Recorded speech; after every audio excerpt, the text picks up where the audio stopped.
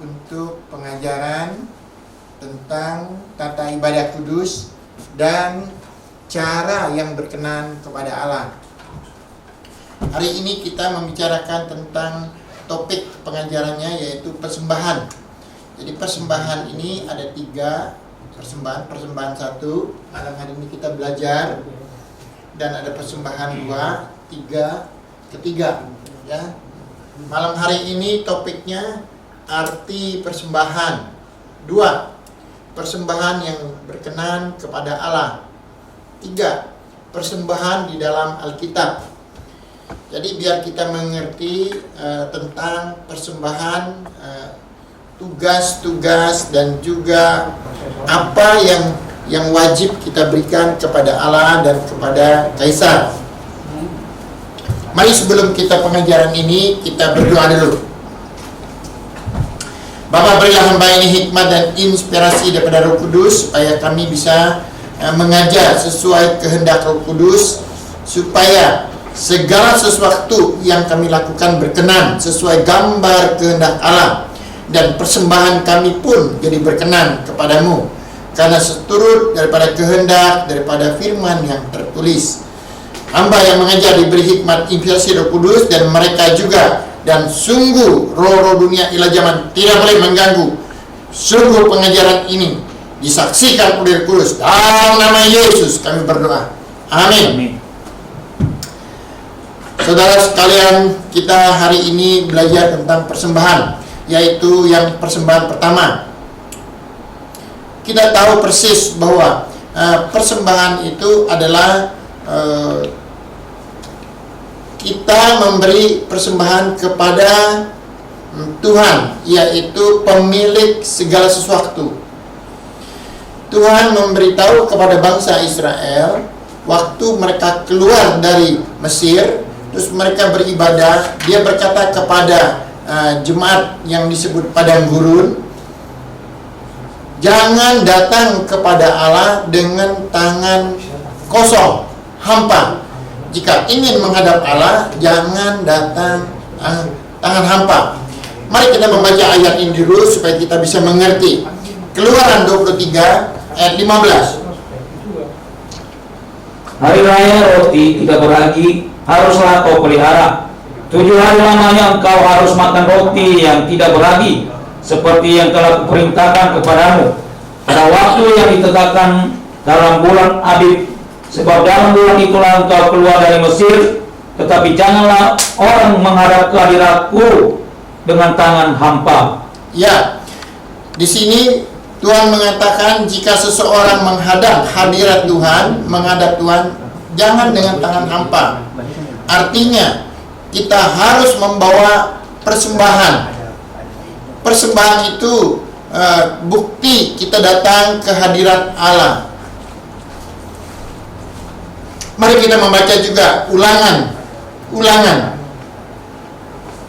16, Ulangan 16 ayat 15 sampai 17.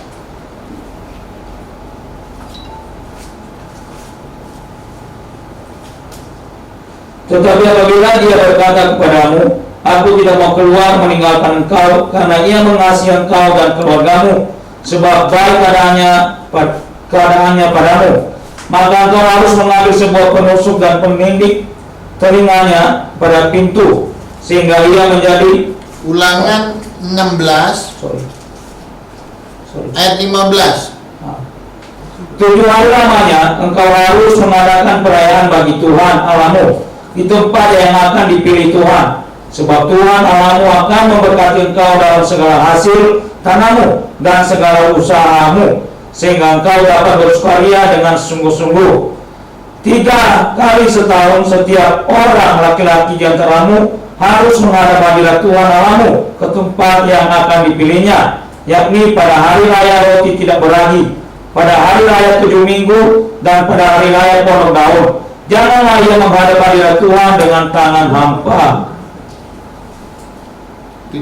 Tetapi masing-masing dengan sekedar persembahan sesuai dengan berkat yang diberikan kepadamu oleh Tuhan Allahmu.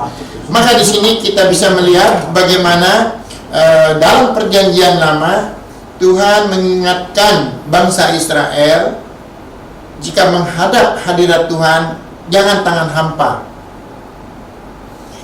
Dalam perjanjian lama, ada satu ketetapan. Kita tahu bangsa Israel sangat taat kepada perintah-perintah hukum Taurat dan taat kepada perintah-perintah Tuhan. Mari kita melihat dalam perjanjian baru, Matius 6 ayat 20. Apa kata Yesus? Matius 6 ayat 20. Tetapi kumpulkanlah bagimu harta di sorga ngengat dan karat tidak merusakkannya, dan pencuri tidak membongkar serta mencurinya. Ya, Yesus mengingatkan kita, kumpulkan harta kita di sorga. Mari hari ini kita coba menyelidiki Alkitab supaya kita berkenan di hadapan Allah. Banyak orang sekarang salah beranggapan bahwa sesuatu itu pada saat dia memberi persembahan itu sangat dirugikan, ya, karena Yesus. Maka mereka berpikir, waduh, kapan Yesus menerimanya? Apakah Yesus kekurangan uang? Apakah Yesus membutuhkan segala sesuatu? Bapak Ibu, kita harus bisa mengerti, memang Yesus tidak membutuhkan segala sesuatu itu. Tetapi kita harus tahu bukti kita mengasihi Yesus itu apa. Apakah sekedar ucapan? Tapi di hati kita harta. Hati kita harta. Maka Yesus mengatakan, kumpulkan hartamu di sorga, bukan di bumi ini. Maka arti persembahan itu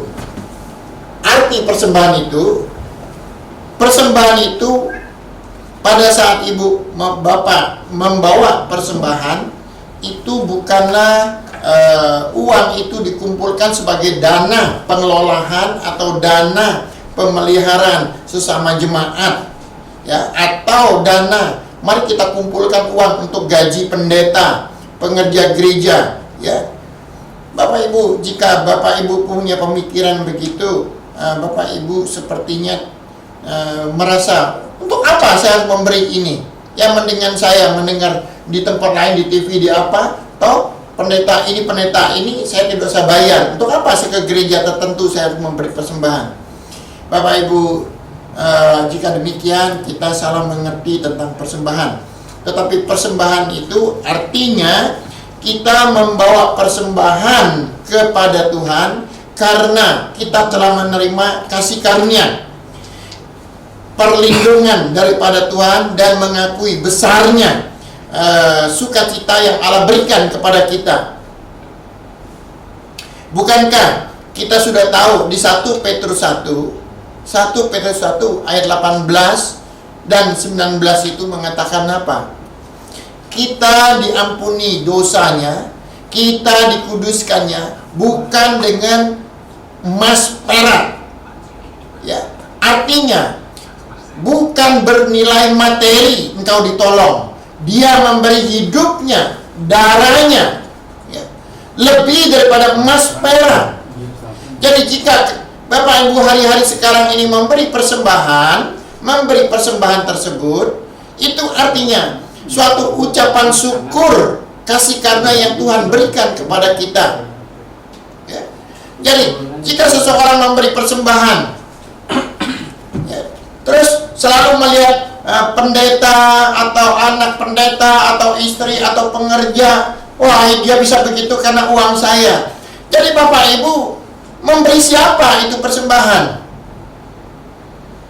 Bapak Ibu memberi persembahan itu kepada orang apa kepada Tuhan? Kalau kepada Tuhan, kenapa engkau tidak rela? Jika kamu memberi kepada orang, apa bedanya kita dengan orang berhala? Mereka juga membeli binatang ini dikorbankan, akhirnya dia makan sendiri. Bapak Ibu Saudara yang saya kasihi, memang membicarakan masalah persembahan ini, sebagian ada orang takut, ada sebagian orang sangat sensitif. Ada sebagian orang dia sepertinya tidak mau mendengar ini. Tetapi sebagai hamba Tuhan, sebagai murid Yesus, sebagai gerakan Berea, kami harus memberitahu ini. Ya, ini kebenaran apa yang tertulis. Saya tidak peduli orang mau bicara apa. Ya, saya tidak peduli. Jika orang mengatakan saya maka uang dia, semua perpuluhan kasih saya, itu perlu satu pembuktian. Bagi dia pun tidak rela memberi kepada Tuhan. Ya. Tapi mari hari ini kita bicara dulu step satu langkah demi satu langkah supaya kasih karunia tetap terjaga dalam kehidupan kita. Ya. Jadi Yesus pemilik segala sesuatu, dia rela mengorbankan dirinya untuk kita mendapat melampaui emas dan perak. Ya, mari coba kita baca ayat itu biar kita nangkap. 1 Petrus 1 ayat 18 sampai 20. Sebab kamu tahu bahwa kamu telah ditebus dari cara hidupmu yang sia-sia yang kamu warisi dari nenek moyangmu. Itu bukan dengan bara yang fana, bukan pula dengan perak atau emas, melainkan dengan darah yang mahal, yaitu darah Kristus yang sama seperti darah anak domba yang tak bernoda dan tak bercacat. Ia telah dipilih sebelum dunia dijadikan, tetapi karena kamu ia baru menyatakan dirinya pada zaman akhir. Ya, kita melihat di sini bahwa dia membeli kita melampaui emas dan perak. Ia memberi hidupnya, dia menumpahkan darahnya. Sekarang kita datang menghadap hadiratnya. Firman Tuhan mengatakan jangan tangan kosong. Kita memberi persembahan. Maka jangan pemikiran kita, oh untuk pendeta ini. Ya mungkin ada sebagian hamba Tuhan yang seperti itu. Ya tapi kita tidak usah menghakimi orang. Ya, kita memberi ini yang kita berikan ini harus tulus di hadapan Tuhan. Harus tulus di hadapan Tuhan. Jika kita mengatakan saya memberi kepada Tuhan, tapi kita hitungin, itu kan persembahan saya untuk ini. Artinya kamu bukan memberi kepada Tuhan, kamu memberi kepada orang. Kalau begitu berilah kepada orang itu. Ya kita beri kepada Tuhan. Jika orang itu tidak layak, dia mempergunakan uang yang harusnya persembahannya dipergunakan dengan baik, dia tidak mempergunakan, dia akan bertanggung jawab kepada Tuhan. Ini berbicara tentang kebenaran dan hidup kekal dan kutuk. Apa itu materi? Kita harus tahu, materi itu disebut juga mamon. Mamon itu apa? Tuhan. Kita tahu, jika kita mengakui Tuhan pemilik segala sesuatu, itu adalah Tuhan. Dan itu juga Tuhan kita. Mamon selama kita hidup juga Tuhan. Maka Yesus mengatakan tidak boleh ada dua Tuhan. Jika di hatimu masalah keuangan, harta benda menjadi Tuhanmu, maka kamu tidak bisa menerima Tuhan yang sesungguhnya, Tuhan yang tidak kelihatan tersebut. Kamu tidak bisa dengan sikap tulus menganggapnya. Maka Bapak Ibu, kita harus bedakan. Dua-duanya bersifat Tuhan. Tuhan pemilik roh jiwa kita. Tuhan pemilik roh jiwa kita yang sesungguhnya. Tapi ada juga Tuhan yang di bumi ini yang bersifat materi, keuangan. Dia sangat bisa menguasai setiap manusia. Maka kita harus bisa membedakan ini dengan teliti supaya kita tidak tertarik oleh Tuhan dunia ini.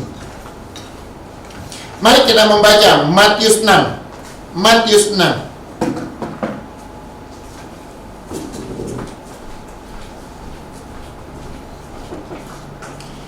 Matius 6 kita membaca dari ayat 20.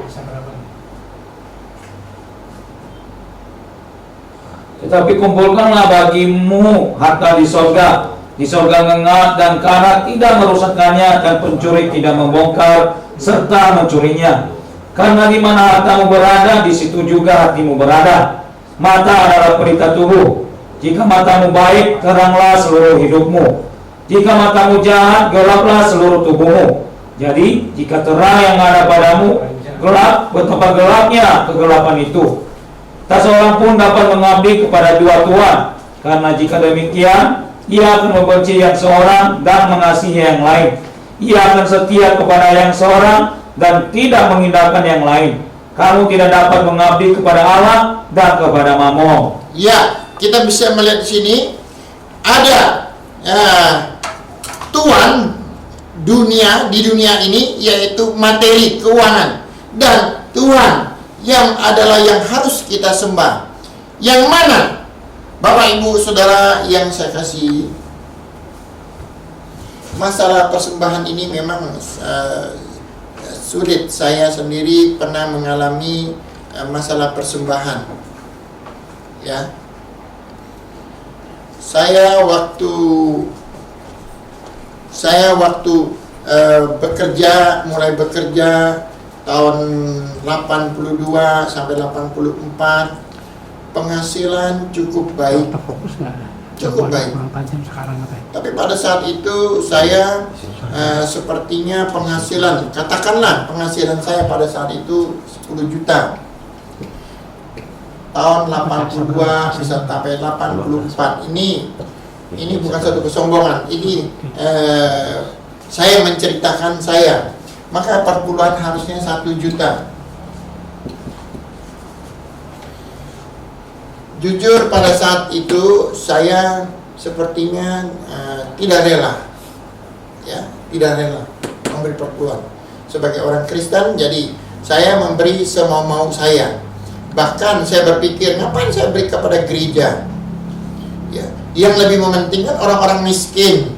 Ya, maka saya seringkali uang 1 juta ini, 1 juta 82, 84 ini cukup besar. Saya membagi kepada orang-orang miskin, gereja-gereja yang terpelosok, kepada hamba Tuhan. Saya kumpul teman-teman. Saya berpikir dengan demikian saya lebih sosial, lebih dihargai oleh Tuhan. Ini pemikiran saya, ya. Tapi kita tahu pada saat itu saya 85 dari 85 sampai 87 saya mengalami suatu pekerjaan yang sangat sulit, maka saya tidak bekerja. Waktu saya tidak bekerja, maka saya sangat sulit. Pada saat itu saya berdoa, Tuhan, berilah saya pekerjaan yang cocok. Saya ingin bekerja dengan baik. Saya ingin taat kepada Tuhan. Maka tahun 87 saya mulai bekerja di suatu perusahaan. Waktu saya dapat di situ dengan gaji yang sangat kecil. Gaji saya kurang lebih 375.000 per bulan. Ini sangat drastis, dari 10 juta menjadi 375. Ini sangat drastis, ya. Waktu ini saya pakai mobil, waktu ini saya hanya pakai motor Vespa. Tapi karena saya berdoa minta pekerjaan ini, saya puasa 3 hari, maka saya mulai taat. Saya memberi perpuluhan. 375. Maka sisa duit tinggal berapa?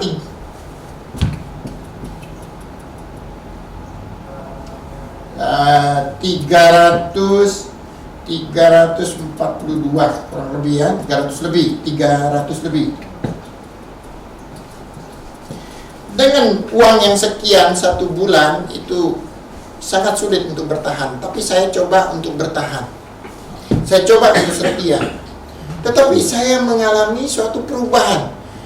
Biarpun demikian, sepertinya tuh istri bisa mengatur, tidak pernah kekurangan. Tidak pernah kekurangan. Saya menceritakan ini pengalaman pribadi saya. Ini saya berlangsung terus sampai tahun naik. Dengan gaji ini cepat peningkatannya. Sangat cepat peningkatannya. Tahun 92 92, saya sampai tahun 98, ini penghasilan saya, penghasilan saya bisa 50 juta sampai 100 juta. Penghasilan yang demikian luar biasanya, ya, saya harus ngasih perpuluhan 10 juta. Andai kata saya tidak mulai dari yang kecil, mungkin saya tidak akan rela memberi 10 juta. Tidak rela. Mana mungkin saya bisa rela. Tetapi karena saya sudah mulai dari awal, sepertinya kalau tidak memberi, saya tidak nyaman. Ya. Maka saya memberi. Puji Tuhan, sejak tahun 87 sampai sekarang saya tetap memberi, tidak pernah kekurangan. Bukan berarti saya terus naik, tidak. Tahun 98 kita tahu Krismon, saya juga susah. Tapi saya bersyukur segala sesuatu berjalan dengan baik. Tuhan memelihara saya dengan baik. Nah, Bapak Ibu Saudara, ada orang mengatakan, apakah Yesus butuh semua segala sesuatu itu? Kalau kita melihat di Alkitab, justru Yesus sendiri yang memperhatikan. Suatu saat dia datang ke tempat ibadah, dia melihat janda miskin itu memberi persembahan. Setiap orang dia lihat memberi persembahan. Jadi jangan kita mengatakan Yesus tidak memperhatikan. Banyak sekarang orang menerangkan tidak perlu persembahan. Tapi kalau kita melihat sini, Yesus melihat persembahan tersebut. Jadi apakah kita harus mengatakan itu tidak benar? Yesus tidak benar melihat orang memberi persembahan. Mari kita lihat Markus 12 ayat 41 sampai 44. Markus 12 ayat 41. Pada suatu kali Yesus duduk menghadapi peti persembahan dan memperhatikan bagaimana orang banyak memasukkan uang ke dalam peti itu. Banyak orang kaya memberi jumlah yang besar. Lalu datanglah seorang janda yang miskin dan ia memasukkan 2 peser, yaitu 1 duit. Maka dipanggilnya murid-muridnya dan berkata kepada mereka, "Aku berkata kepadamu, sesungguhnya janda miskin ini memberi lebih banyak daripada semua orang yang memasukkan uang ke dalam peti persembahan. Sebab mereka semua memberi dari kelimpahannya, tetapi janda ini memberi dari kekurangannya, semua yang ada padanya, yaitu seluruh nafkahnya." Bapak Ibu, kita melihat, saudara kita semua melihat, Yesus melihat orang yang memberi persembahan. Ya, ada orang mengatakan, oh itu kan harus ditaruh box sekarang keliling. Ini nggak usah terlalu dibuat alasan-alasan. Ya, mau pakai box, mau pakai apa? Sebenarnya orang membawa kolekte itu kan hanya mempermudah. Mau pakai box juga boleh. Jadi nggak usah membuat satu alasan-alasan. Tetapi yang makna di sini, Yesus jelas melihat mereka yang memberi persembahan. Jangan dibalik-balik persoalannya. Maka jika seseorang datang ibadah tidak memberi persembahan, sebenarnya dia tidak mempunyai iman. Hartanya itulah mamonnya dia. Dia tidak mempunyai iman datang beribadah ke hadapan Tuhan, hanya sekedar konsumsi keinginan memuaskan hatinya. Kita melihat di sini apa katanya, ya, ayat 41. Pada suatu kali Yesus duduk menghadap peti persembahan dan memperhatikan bagaimana orang banyak memasukkan uang ke dalam peti itu. Banyak orang kaya memberi jumlahnya yang besar. Lalu datanglah seorang janda yang miskin. Ia memasukkan 2 peser, yaitu 1 duit. Maka dipanggilnyalah murid-muridnya dan berkata kepada mereka, "Aku berkata kepadamu, sesungguhnya janda miskin ini memberi lebih banyak daripada semua yang memasukkan uang ke dalam peti persembahan. Kenapa dia mengatakan demikian? Ayat 44. Sebab mereka semua memberi dari kelimpahannya, tetapi janda ini memberi dari kekurangannya semua yang ada padanya, yaitu seluruh nafkahnya. Artinya, Bapak Ibu tahu seluruh nafkahnya.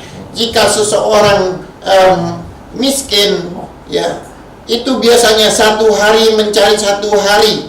Dia berdagang untuk makan hari ini, satu hari demi satu hari.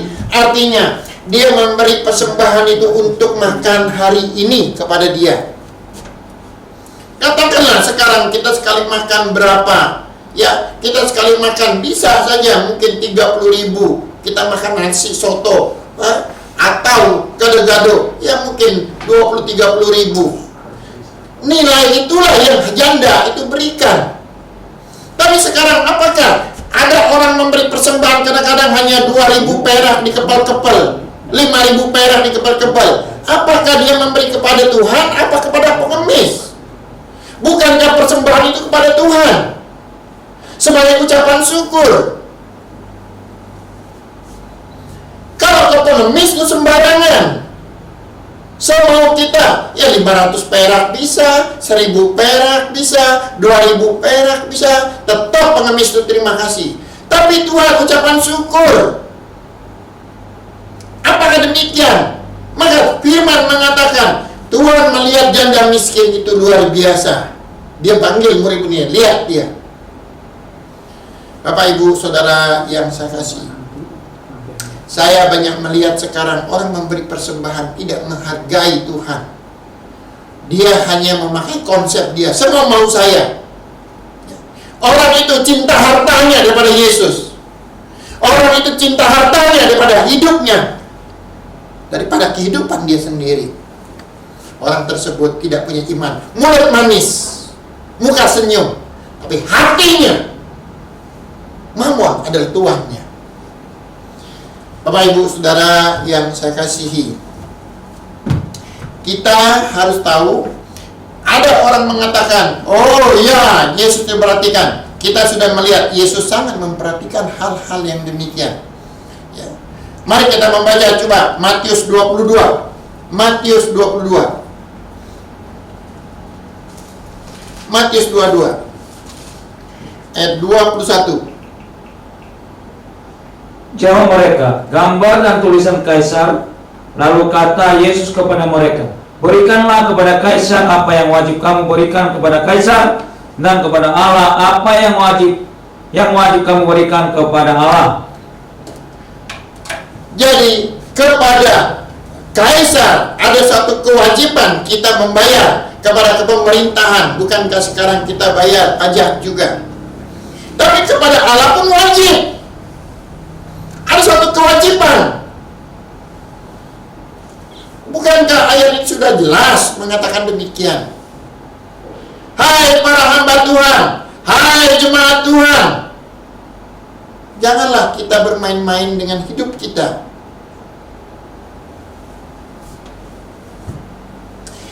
Apa yang dikatakan Yesus, biarlah itu yang diajarkan. Jangan ingin jadi pahlawan. Sekarang ini hanya untuk menarik jemaat, simpati jemaat. Di sini tidak perlu persembahan, persembahan tidak perlu. Tujuannya apa? Yesus bilang bawalah persembahan. Tujuannya apa? Supaya dihargai manusia, supaya dianggap dia lebih hebat. Bapak Ibu, bukan berarti saya cinta uang. Bukan berarti saya pendeta yang menuntut uang. Mungkin keuangan saya lebih tahu, bendahara saya lebih tahu. Saya tidak memegang uang rekening. Tetapi saya mengajarkan mereka harus memberi tulus kepada hadapan Tuhan. Harus mempertanggungjawabkan di hadapan Tuhan. Tahukah Bapak Ibu, jika seseorang, apakah seorang hamba Tuhan, seorang pendeta, seorang jemaat tidak taat, tidak tulus, tidak jujur di hadapan Tuhan, dia tidak mungkin dia jujur di depan. Jika dia tidak jujur berhubungan dengan harta benda, mamon di hadapan Tuhan, maka dia tidak mungkin jujur di hadapan Tuhan. Tidak mungkin tulus di hadapan Tuhan. Mari kita membaca Lukas 16.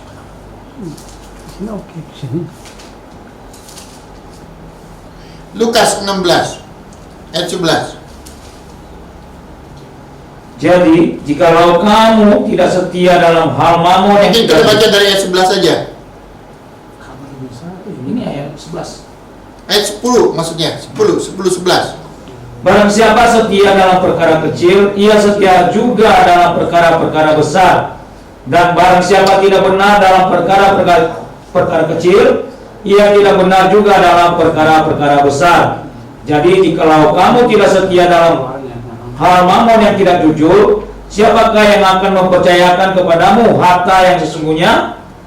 Tahukah Bapak Ibu, firman Tuhan Yesus yang mengatakan, jika kamu tidak jujur masalah mamon, jika kamu tidak jujur masalah mamon, maka kamu tidak bisa jujur. Dan siapa yang bisa mempercayakan harta yang sesungguhnya? Dengar baik-baik. Yesus mengatakan, kita dengar baik-baik. Ayat 11. Jadi, jikalau kamu tidak setia dalam hal mamon yang tidak jujur, siapakah yang akan mempercayakan kepadamu harta yang sesungguhnya? Tahukah Bapak Ibu, harta yang sesungguhnya yang dipercayakan Tuhan itu apa? Itu adalah hidup kekalmu, yaitu roh jiwamu. Kita harus tahu, roh jiwa kita itulah harta kita, hartanya Tuhan.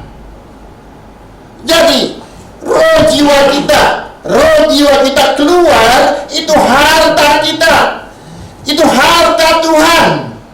Kalau kamu harta duniawi yang bisa hilang, yang bisa busuk, yang bisa karatan ini, kamu tidak jujur, bagaimana Tuhan bisa memberi harta sesungguhnya, hidup kekalnya itu kepada roh jiwamu? Bagaimana? Tahu nggak harta yang sesungguhnya itu apa di dalam dirimu? Bukan benda-benda itu, bukan masalah mobil, rumah, tapi roh jiwamu itu adalah hartamu. Ya, itulah hartamu. Ya, mari coba kita baca di 2, berapa itu? 2 Korintus. 1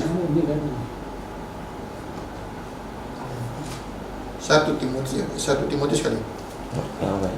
Bunyi pasal Harta. tulis satu Korintus 1.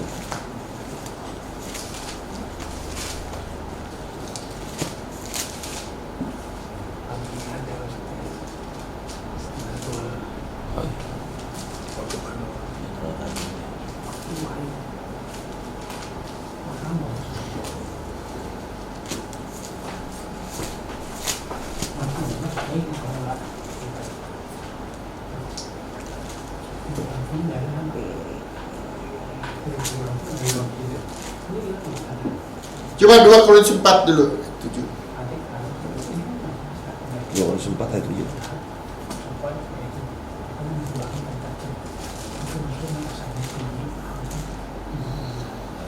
Tetapi harta ini kami punyai dalam bencana tanah liat, supaya nyata bahwa kekuatan yang melimpah-limpah itu berasal dari Allah, bukan dari diri kami. Ya, jadi apa di situ? Bapak Ibu, dia mengatakan harta itu di dalam bejana tanah liat. Apa harta di situ? Kata harta di situ menunjukkan adalah roh jiwa kita. Roh jiwa kita itulah harta kita. Itulah yang diingini oleh Allah. Allah akan mempercayakan harta kita diambil kembali jika kamu mempunyai iman. Bapak Ibu, orang berpikir harta kita ini adalah rumah dan sebagainya. Tapi harta kita itu adalah roh jiwa kita. Coba kita membaca Roma 15 ayat 27. Keputusan itu memang telah mereka ambil, tetapi itu adalah kewajiban mereka. Sebab jika bangsa-bangsa lain telah beroleh bagian dalam harta rohani orang Yahudi, maka wajiblah juga bangsa-bangsa lain itu melayani orang Yahudi dengan harta duniawi mereka. Ya, jadi harta apa? Kita mendapat harta dari Yahudi. Harta apa? Kehidupan kekal. Kehidupan kekal yang kita dapatkan dari bangsa Yahudi. Bapak Ibu dikatakan, keputusan itu memang telah mereka ambil, tetapi itu adalah kewajiban mereka. Jika bangsa-bangsa lain telah beroleh bagian dalam harta rohani orang Yahudi, maka wajiblah juga bangsa-bangsa lain melayani orang Yahudi dengan harta duniawi mereka. Jadi kita melayani pelayanan kita dalam bergereja untuk persembahan itu dengan harta duniawi kita, karena kita sudah mendapat keselamatan dari bangsa Yahudi, dari keturunan Yahudi itu, dari Yehuda. Yesus Kristus telah memberi hidup kekalnya dan hidup kekal untuk roh jiwa kita. Inilah harta yang sesungguhnya. Jika kita sudah mendapat itu, maka kita melayani dengan harta duniawi ini. Bagaimana hari-hari sekarang ini orang ingin mendapat harta yang tidak ternilai, roh jiwanya yang tidak ternilai itu, tetapi sekarang ini dia tidak rela harta duniawi tetap dia. Ini bukankah firman Tuhan mengatakan kamu tidak bisa ada dua mamon dalam kehidupan kamu? Ya. Tuhan atau mamon, kamu harus pilih yang mana?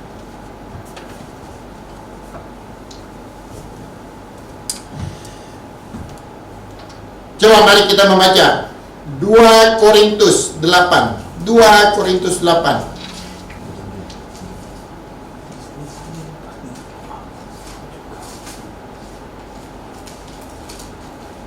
2 Korintus 8, kita baca ayat yang ke 3 sampai 5. Aku bersaksi bahwa mereka telah memberikan menurut kemampuan mereka, bahkan melampaui kemampuan mereka. Dengan kerelaan sendiri mereka meminta dan mendesak kepada kami supaya mereka juga beroleh kasih karunia untuk mengambil bagian dalam pelayanan kepada orang-orang kudus. Mereka memberikan lebih banyak daripada yang kami harapkan. Mereka memberikan diri mereka pertama-tama kepada Allah, terus kemudian oleh karena kehendak Allah juga kepada kami. Artinya apa? Mereka memberi kewajiban yang kepada Allah. Setiap persembahan, apakah perpuluhan atau apa, dia memberi kepada Allah suatu kewajiban, dan juga kepada yang melayani Tuhan. Bukankah sudah dijelaskan demikian? Apakah semuanya ini tidak tertulis? Hari-hari sekarang kita banyak mendengar pengajaran-pengajaran liberal. Saya jujur mengatakan dengan hati yang tulus, ya, saya dari tahun 87 sampai sekarang setia memberi persembahan, perpuluhan, ucapan syukur. Tapi saya pernah stop 2-3 bulan tidak memberi. Kenapa? Karena saya mendengar pengajaran-pengajaran orang. Tidak perlu. Itu adalah hukum Taurat perjanjian lama. Karena omongan-omongan yang mengajarnya ini, maaf, seorang yang S2, S3, pendidikan yang cukup tinggi, dan dia menjelaskan secara historis bla bla bla bla bla bla, sehingga saya terpengaruh, sehingga saya pun tidak membayar perpuluhan selama 2 bulan. Saya mengaku di hadapan Tuhan dengan jujur, tetapi hati saya sangat gelisah. Hati saya gelisah dan tidak nyaman. Selama 2 bulan itu saya tidak nyaman. Saya sangat gelisah. Saya bersyukur ada istri saya yang selalu mendukung saya. Memang pendapatan kami berbeda. Saya punya pendapatan tersendiri, dia punya pendapatan. Jadi pendapatan saya dengan apa yang saya dapat mengikut seminar pengajaran itu, ya saya stop. Tapi dia tidak terpengaruh, dia tetap memberi persembahan tersebut.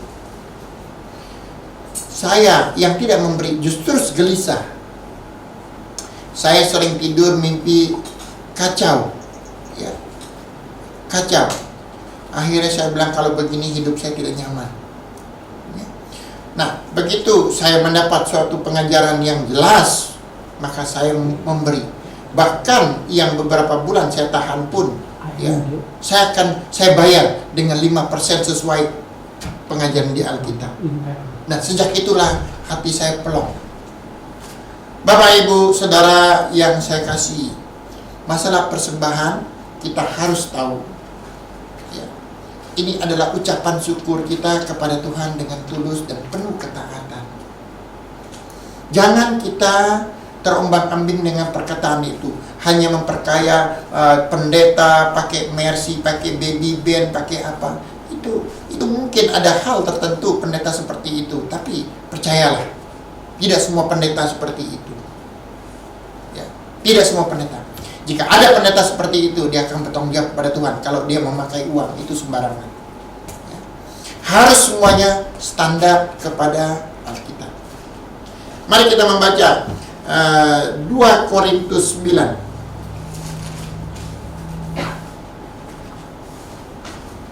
Ayat 7. Hendaklah masing-masing memberikan menurut kerelaan hatinya, jangan dengan sedih hati atau karena paksaan, sebab Allah mengasihi orang yang memberi dengan sukacita.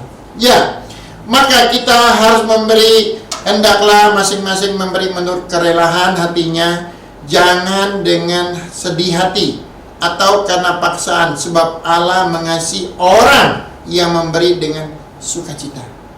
Bapak, Ibu, Saudara yang saya kasihi, kita harus tahu persembahan itu bukanlah kewajiban bagi orang Kristen, tetapi hak kita sebagai kesempatan yang Allah berikan kepada kita sebagai ucapan syukur karena Tuhan sudah membeli roh jiwa kita, ya, bukan dengan emas perak tapi dengan darah yang mahal. Sebagai ucapan syukur tersebut, kita memberi persembahan kepada Tuhan. Itu adalah rahasia kasihnya Allah. Jadi bukan suatu paksaan, bukan suatu tekanan, tetapi ini adalah suatu sukacita kita. Tidak bisa dinilai. Bapak, Ibu, Saudara yang saya kasih, apakah saya yang memberi persembahan dari tahun 87 sampai sekarang, saya hitung perpuluhan saya, suatu saat saya datang kepada pendeta itu, kemana uang saya? Kalau begitu, otak kamu memberi kepada siapa? Kepada Tuhan atau kepada hamba Tuhan? Ya. Bapak, Ibu, Saudara yang saya kasih, kalau jika kita sudah memberi kepada Tuhan, lepaskan semuanya. Ya. Ada orang berkata, ya tapi kan kita harus pintar, ya kita harus jangan juga dibohongin. Ini bukan masalah bisnis, ini bukan masalah dagang. Kenapa kita harus seperti itu?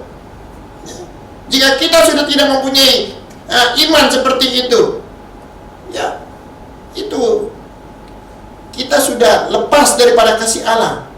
Nah, kalau dikatakan mengatakan, oh hamba Tuhan ini benar, carilah kebenaran itu, carilah yang benar, carilah kebenaran tersebut. Berdoalah pada Tuhan, Tuhan saya mencari kebenaran, Tuhan saya mencari kebenaran, saya mencari hamba Tuhan yang kebenaran, saya mencari. Pasti kalau berdoa dengan sungguh-sungguh, Tuhan akan menunjukkannya, Tuhan akan memberi kesempatan kepada kita. Ya, demikian. Jadi pertama kita sudah bahas arti persembahan. Persembahan itu apa? Kita harus memberi persembahan kepada Tuhan dengan tulus hati. Jangan datang menghadap Tuhan dengan tangan kosong.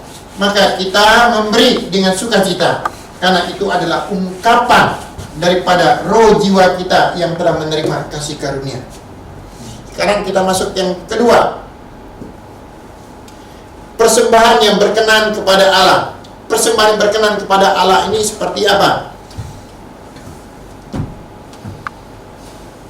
Poin pertama, persembahan. Persembahan yang berkenan kepada Allah adalah memberi menurut kerelaan hati, bukan karena dengan paksaan. Jadi, persembahan yang berkenan, apakah kita memberi persembahan hari Tuhan, dedikasi, ucap syukur, berilah menurut kerelaan hati, bukan dengan paksaan. Poin pertama. Kedua, memberikan dengan memberi dengan yang utuh, bersih, yang paling berharga. Misalnya contohnya begini, Bapak Ibu kalau ingin memberi persembahan, kita ngambil uang di dompet kita, misalnya ada 50.000 ataukah 100.000, ada yang lecak, yang kumal, carilah yang paling bersih, carilah yang paling licin, ya. Karena mungkin bagi orang tidak maknanya, tetapi kamu memberi dengan iman, Tuhan akan menghargai. Bapak Ibu Saudara yang saya kasih, seumur hidup saya tidak pernah belanja ke toko, ke supermarket, atau memberi kepada seseorang yang saya hormati, uangnya saya setrika. Tetapi saya sering mensetrika uang jika saya ingin memberi persembahan kepada Tuhan pada saat hari Minggu, hari ibadah. Saya sering kali begitu saya di dompet, wah kenapa duit pada lecak, saya setrika dulu, saya masuk ke amplop. Kenapa? Saya ingin memberi yang terbaik kepada Tuhan, yang bersih, yang clear, ya. Maka itu dikatakan di Maleakhi itu, pernah dia mengatakan, apakah engkau memberi kepada bupatimu dengan kambing, ataukah yang kakinya yang patah, ataukah matanya yang buta? Bukankah kamu memberi yang terbaik? Demikian juga, biarpun dia tetap kambing, tapi dia cacat. Begitu juga kita berikanlah kepada Tuhan itu yang paling baik, paling bersih, yang paling berharga, ya. Poin ketiga, memberi dengan segenap hati, dengan segenap kekuatan. Jadi memberi dengan segenap hati, dengan segenap kekuatan. Pada saat kita memberi itu, janganlah buka dompet, pilih uang. Wah ini 100.000, waduh sayang ini, 50.000 sayang, cari yang 20.000. Oh yang 20.000, ini nggak ada juga 20.000, ya 10.000. Oh yang ini ya 10.000 aja deh, yang 5.000. Bapak Ibu, berilah dengan segenap kekuatan. Mari kita membaca Maleakhi 1. Maleakhi 1 ayat 7 dan 8. Kamu membawa roti cemar ke atas mezbahku, tetapi berkata, dengan cara bagaimanakah kami mencemarkannya? Dengan cara menyangka meja Tuhan boleh dihinakan. Apabila kamu membawa seekor binatang buta untuk dipersembahkan, tidakkah itu jahat? Apabila kamu membawa binatang yang timpang dan sakit, tidakkah itu jahat? Cobalah menyampaikannya kepada bupatimu. Apakah ia berkenan kepadamu? Apalagi menyambut engkau dengan baik, firman Tuhan semesta alam. Bapak Ibu, kita melihat di sini kepada pejabat daerah pun kita memberi yang terbaik, segala sesuatu yang terbaik. Jika tidak terbaik, itu dianggap satu penghinaan. Apalagi kita memberi kepada Tuhan, apakah kita tidak mempersiapkan baik? Bapak Ibu Saudara yang saya kasihi, hari-hari sekarang orang tidak menghargai persembahan. Kenapa? Dia bilang, enggak lah, saya ngasih gini enggak ada masalah, baik-baik aja. Bapak Ibu, ini adalah zaman kasih karunia. Zaman kasih karunia itu tidak menghukum seperti dalam perjanjian lama. Pada saat orang bersalah langsung dihukum, ya, dicambuk, potong tangan dan sebagainya. Itu hukum perjanjian lama, di hukum Taurat itu langsung fisik yang kena. Tapi dalam perjanjian baru, bukan fisik kita, tapi roh kita. Dianggap Allah itu sangat jijik. Ya. Jadi tidak ada, karena zaman kasih karunia, orang mau berbuat apapun, Tuhan tidak menghukum dia secara fisik, karena Yesus datang untuk menyelamatkan. Ya. Ini adalah zaman penyelamatan roh, zaman rohani. Rohani itu rohmu. Tetapi kamu yang tidak menghargai ini, roh kamu yang cemar.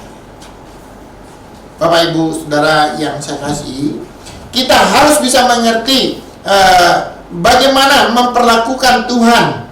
Apakah kita memperlakukan segenap kekuatan hati kita? Poin keempat, memberi dengan hati yang bersyukur. Artinya penuh dengan sukacita. Penuh dengan sukacita, ya, tanpa suatu beban. Poin kelima, memberi dengan hati yang ingin membalas atas kasih anugerahnya. Jadi, waktu kita memberi kepada Tuhan itu adalah sewaktu saya ingin membalas. Bukankah minggu-minggu sebelumnya saya pernah menjelaskan seperti seseorang itu hutang yang tidak sanggup dibayar, tetapi tiba-tiba ada seorang datang ingin membayar kita. Kita udah berusaha untuk membayar segala sesuatu, menjual rumah, menjual ini, tidak bisa. Hanya adalah kematian. Tetapi ada tiba-tiba satu orang datang untuk melunaskannya. Bagaimana ungkapan kita kepada orang yang tersebut? Bapak Ibu, tidak bisa kita menilai dengan uang. Biarlah setiap hari kita mengucap syukur, kita membawa persembahan. Bapak Ibu, jika kita memiliki seperti demikian, betapa sukacitanya Allah. Poin keenam, jika kita memberi segala sesuatu dengan sikap iman, Allah menghargai. Sikap iman itu seperti apa ya? Sikap iman itu seperti apa? Ini contoh aja sikap iman itu. Kain dan Habil, dua-duanya memberi persembahan. Dua-duanya memberi persembahan. Ada yang memberi persembahan. Kain memberi persembahan. Tidak ada mengatakan persembahan Kain itu jelek. Tidak. Ya. Terus tidak ada mengatakan dia sembarangan. Tidak juga. Dia juga memberi. Habil juga memberi domba. Dua-duanya memberi yang terbaik. Tapi Bapak Ibu Saudara yang saya kasihi, jika kita melihat, ya, kenapa Habil yang diterima? Ternyata Tuhan melihat sikap mereka memberi, ya, sikap mereka memberi. Ternyata Habil memberi dengan sikap iman, penuh ketulusan. Ya. Tahukah Bapak Ibu, jika kita melihat orang datang beribadah, sebenarnya kita tahu orang itu beribadah dengan iman atau tidak. Sementara orang yang beribadah dengan iman, dia membawa persembahan itu dipersiapkan dari rumah. Waktu dia datang ibadah, dia tidak terlambat. Dia dari awal sampai tengah akhirnya sungguh dia memperhatikan firman, dia ikuti ibadah itu. Tapi orang yang tidak beriman, dia jalan-jalan, dia ngobrol, dia bermain-main. Maka yang seperti ini, ya, manusia mungkin melihatnya biasa saja, tapi Tuhan melihat sikap imannya. Maka Habil pada saat dia mempersembahkan dengan imannya, Tuhan sangat menghargai. Maka persembahan dia yang diterima. Waktu dia dibunuh Kain, darahnya tumpah ke tanah pun, darahnya itu masih berbicara kepada Allah. Demikian luar biasanya orang yang memberi persembahan dengan sikap iman. Mari kita membaca Ibrani 11 ayat 4.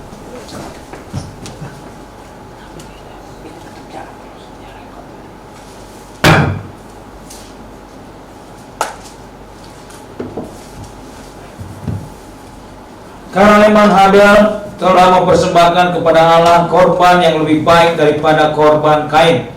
Dengan segala jalan itu ia memperoleh kesaksian kepadanya bahwa ia benar, karena Allah berkenan akan persembahannya itu, dan karena iman ia masih berbicara sesudah ia mati. Ya, kita melihat apa yang terjadi. Habil memberi dengan iman. Ada orang mengatakan, oh ya kan karena Habil itu memberi karena domba. Oh ya karena darah. Ya itu tidak salah. Tetapi yang dilihat Tuhan itu iman, sikap iman. Ya, sikap imannya. Bapak Ibu, memberi persembahan itu apa yang Tuhan lihat? Iman. Ibadah dengan memberi sikap iman. Memberi pujian dengan sikap iman. Bukan hanya sekedar menjalankan tugas, tapi sungguh mempersiapkannya. Bagaimana jika seseorang itu sebagai pemuji Tuhan, song leader, sebelumnya dia berdoa di rumah, mempersiapkannya. Sebelum satu hari sebelum dia mempersiapkannya, dan dia sebelum ibadah dia mempersiapkannya. Selesai dia melayani song leader, dia berdoa mengucap terima kasih, dia bisa menjalankan tugasnya. Seorang yang juga wakil doa jemaat juga mempersiapkan dirinya untuk ibadah dengan baik. Jika demikian, betapa indahnya di hadapan Tuhan orang yang melakukan ibadah seperti itu, mempersiapkan dengan iman. Yang poin ketujuh, memberi sebagai tanda pengorbanan. Jadi suatu bukti pengorbanan seseorang memberi persembahan itu. Jika demikian, persembahannya akan berkenan di hadapan Allah. Ya. Segala sesuatu dipersembahkan dengan iman. Sekarang kita masuk ke poin yang ketiga. Yang ketiga, persembahan di dalam Alkitab. Kita melihat banyak contoh-contoh persembahan yang di dalam Alkitab yang berkenan kepada Allah, yang berkenan kepada Allah. Ya, mari kita melihat coba umat Israel ketika dia membangun kemah Allah. Waktu mereka membangun kemah Allah, kita baca Keluaran pasal 36.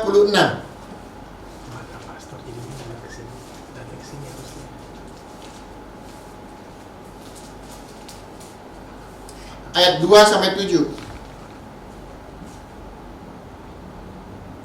Lalu Musa memanggil Bezalel dan Aholiab dan setiap orang yang ahli, yang dalam hatinya telah ditanam Tuhan kalian, setiap orang yang tergerak hatinya untuk datang melakukan pekerjaan itu.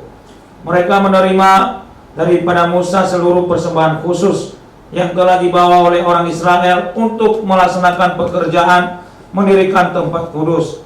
Tetapi orang Israel itu masih terus membawa pemberian sukarela kepada Musa tiap-tiap pagi. Dan segala orang ahli yang melakukan seluruh pekerjaan untuk tempat kudus itu datanglah masing-masing dari pekerjaan yang dilakukannya dan berkata kepada Musa, rakyat membawa lebih banyak dari yang diperlukan untuk mengerjakan pekerjaan yang diperintahkan Tuhan untuk dilakukan. Lalu Musa memerintahkan supaya dimaklumkan di mana-mana di perkemahan itu demikian.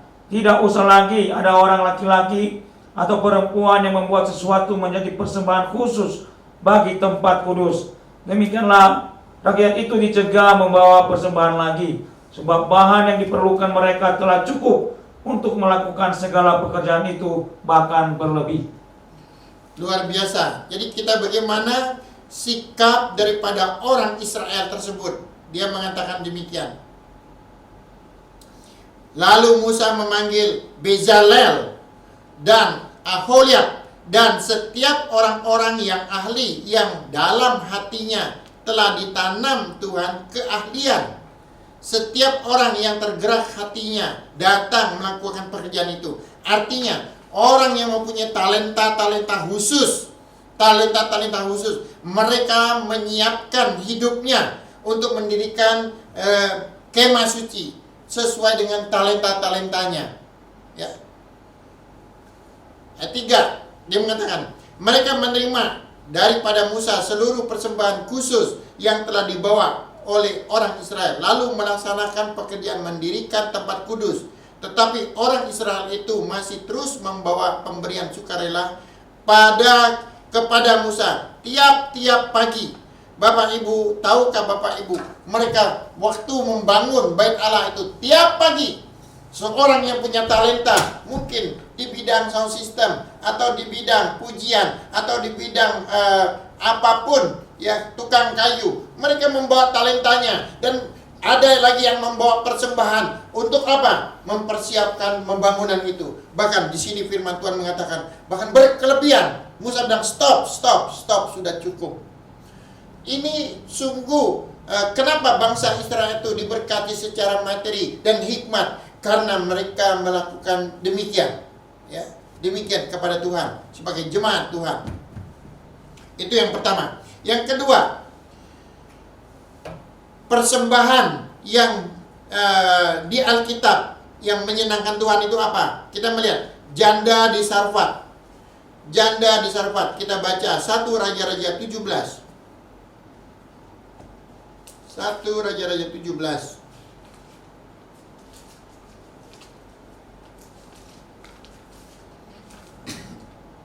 Ayat 8. Maka datanglah firman Tuhan kepada Elia, bersiaplah, pergi ke Sarfat yang termasuk di wilayah Sidon, dan diamlah di sana. Ketahuilah, aku telah memerintahkan seorang janda untuk memberi engkau makan. Sesudah itu ia bersiap lalu pergi ke Sarfat. Setelah ia sampai ke pintu gerbang kota itu, tahulah di sana seorang janda sedang mengumpulkan kayu api. Ia berseru kepada perempuan itu, katanya, cobalah ambil bagiku sedikit air dalam kendi supaya aku minum. Ketika perempuan itu pergi mengambilnya, ia berseru lagi, cobalah ambil juga bagiku sepotong roti. Perempuan itu menjawab, demi Tuhan Allahmu yang hidup, sesungguhnya tidak ada roti padaku sedikit pun, kecuali segenggam tepung dalam tempayan dan sedikit minyak dalam buli-buli. Dan sekarang aku sedang mengumpulkan 2-3 potong kayu api. Kemudian aku mau pulang dan mengolahnya bagiku dan bagi anakku. Dan setelah kami memakannya, maka kami akan mati. Tetapi Elia berkata kepadanya, janganlah takut, pulanglah, buatlah seperti yang kau katakan. Tetapi buatlah lebih dahulu bagiku sepotong roti bundar kecil daripadanya, dan bawalah kepadaku. Kemudian barulah kau buat bagimu dan bagi anakmu. Sebab beginilah firman Tuhan Allah Israel, tepung dalam tempayan itu tidak akan habis, dan minyak dalam buli-buli itu pun tidak akan berkurang sampai pada waktu Tuhan memberi hujan ke atas muka bumi. Lalu pergilah perempuan itu dan berbuat seperti yang dikatakan Elia.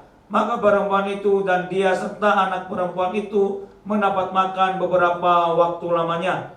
Tepung dalam tempayan itu tidak habis, dan minyak dalam buli-buli itu tidak berkurang seperti firman Tuhan yang diucapkannya dengan perantaraan Elia. Ya, cukup. Maka kita melihat di sini bagaimana janda di Sarfat yang kekurangan makan itu tinggal segenggam tepung dan sedikit minyak. Terus dia bilang, setelah kami makan ini kami mati kehabisan dengan anak saya. Tetapi kita melihat Elia bilang, bikinlah untuk saya dulu, baru untuk anak kamu. Artinya apa? Berikanlah untuk Tuhan dulu, hamba Tuhan. Maka jika demikian kita melihat dari buli-buli itu tidak pernah habis tepungnya sampai musim hujan datang. Dan minyak pun demikian. Bapak Ibu, ini adalah contoh-contoh yang ada di Alkitab. Orang yang memprioritaskan kepentingan Tuhan. Mari kita melihat contoh yang lain. Maria di Betania, Matius 26. Matius 26 ayat 6 sampai 13. Matius 26 ayat 6. Ya. Ketika Yesus berada di Betania di rumah Simon si Kusta, datanglah seorang perempuan padanya membawa sebuah buli-buli pualam berisi minyak wangi yang mahal. Minyak itu dicurahkannya ke atas kepala Yesus yang sedang duduk makan. Melihat itu murid-muridnya gusar dan berkata, untuk apa pemborosan ini? Sebab minyak itu dapat dijual dengan mahal dan uangnya dapat diberikan kepada orang-orang miskin. Tapi Yesus mengetahui pikiran mereka lalu berkata, mengapa kamu menyusahkan perempuan ini? Sebab ia telah melakukan suatu perbuatan yang baik padaku. Karena orang-orang miskin selalu ada padamu, tetapi aku tidak akan selalu bersama-sama kamu. Sebab dengan mencurahkan minyak itu ke tubuhku, ia membuat suatu persiapan untuk penguburanku. Ya, ayat 13. Aku berkata kepadamu, sesungguhnya di mana saja Injil ini diberitakan di seluruh dunia, apa yang dia lakukan ini akan disebut juga untuk mengingat Dia. Bapak Ibu, kita bisa melihat di sini Yesus menghargai Maria yang menumpahkan minyak narosu yang sangat mahal, Bahkan kalau itu bisa dibagikan fakir miskin sangat banyak. Tetapi dia kepada Yesus tidak bilang, "Wah, jangan pemborosan." Tidak. Ya. Bapak Ibu, di mana Injil diberitakan, biarlah ini diingat sebagai perbuatan daripada Maria tersebut. Bapak Ibu, jika sesuatu yang kita lakukan kepada Tuhan, manusia bisa melupakan, tapi Tuhan tidak akan pernah melupakan kita. Bahkan generasi kita, Tuhan tidak akan pernah melupakan. Ketiga, keempat, Bapak Ibu Saudara yang saya kasih, bahkan dia mengatakan di Mazmur itu sampai 1000 generasi. Kita jangan bermain-main dengan persembahan, ya. Ini adalah contoh-contoh di Alkitab. Tuhan sangat menghargai orang yang memberi dengan sikap iman. Contoh yang lain lagi, janda miskin. Mari kita melihat Lukas 21. Lukas 21 ayat 1 sampai 4.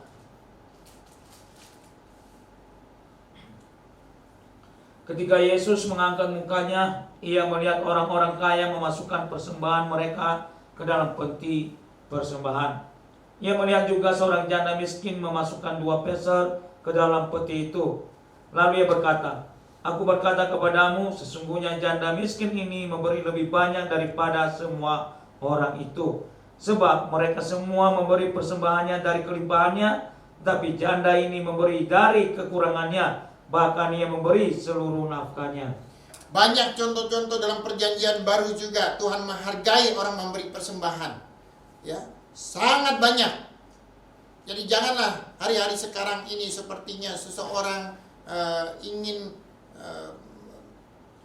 mengambil sesuatu kesempatan, sepertinya ya, jika ada orang berbicara masalah keuangan, itu pendeta mata duitan. Ya, pendeta ini tertulis di Alkitab, bukan masalah perduitan. Bapak Ibu Saudara, hati-hatilah berbicara. Banyak sekarang ini, hati-hatilah berbicara. Ya, memang berbicara masalah keuangan saat-saat seperti ini tidak nyaman, tetapi kita harus memberitahu. Ya, kita harus memberi. Seperti janda di Sarfat ini, kita tahu kalau dipikir Elia ini tidak punya otak, tidak punya logika. Janda miskin, utang di mana-mana suaminya, makanan masih sedikit, masih minta dibikinkan. Mana otaknya Nabi Elia ini? Tetapi bukankah kita bisa melihat bagaimana? Ya, jadi cobalah kita berbicara sesuai pandangan-pandangan secara alkitabiah yang rohani, yang mendidik jemaat kita. Terus ada orang mengatakan, "Pak, bagaimana kalau saya datang saya tidak punya ibadah?" Ya nggak usah kasih. Kan tadi, biarlah datang dengan tulus hati. Bapak Ibu Saudara, saya mengatakan, saya pernah 1 kali datang ke persekutuan, saya tidak pernah bawa dompet. Nah, waktu kolekte berjalan, sebenarnya saya malu, saya tidak bawa dompet. Tetapi itulah keberadaan saya. Ada yang orang mau ngasih saya, ini kasih ini, nggak usah. Saya tidak mau munafik ngambil uang orang kasih. Saya bilang nggak usah, terima kasih. Ya. Jadi tidak usah munafik. Tapi jika ada engkau sengaja itu berpura-pura. Ya. Di pikiranmu, ya pura-pura aja tidak ada. Nah, itu yang tidak baik. Tuhan tidak suka. Jujurlah di hadapan Tuhan. Penuhlah ketulusan. Ya, kita melihat orang-orang di Kisah Rasul bagaimana jemaat mula-mula. Mari kita membaca Kisah Rasul 4.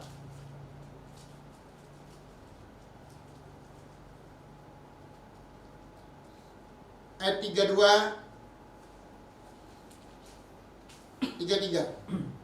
Adapun kumpulan orang yang telah percaya itu, mereka sehati dan sejiwa, dan tidak seorang pun yang berkata bahwa suatu dari kepunyaan adalah miliknya sendiri, tetapi segala sesuatu adalah kepunyaan mereka bersama. Dan dengan kuasa yang besar rasul-rasul memberi kesaksian tentang kebangkitan Tuhan Yesus, dan mereka semua hidup dalam kasih karunia yang melimpah-limpah. Sebab tidak ada seorang pun. Cukup. Kita lihat di sini, Bapak Ibu. Dan dengan kuasa yang besar, rasul-rasul memberi kesaksian tentang kebangkitan Tuhan Yesus.